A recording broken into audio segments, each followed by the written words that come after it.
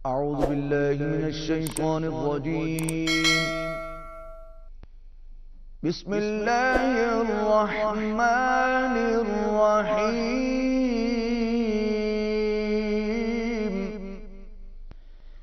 أم نجعل الذين آمنوا وعملوا الصالحات كالمفسدين في الأرض أم نجعل المتقين كالفجار.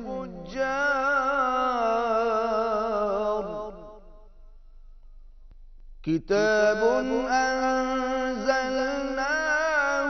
إليك مبارك ليدبروا آياته وليتذكر أولو الألباب.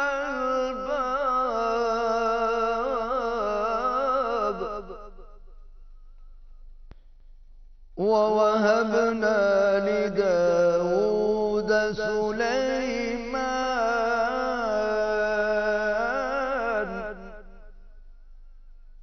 نعم العبد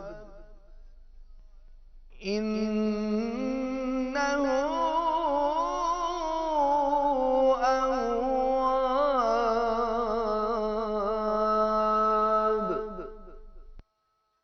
صدق الله العظيम.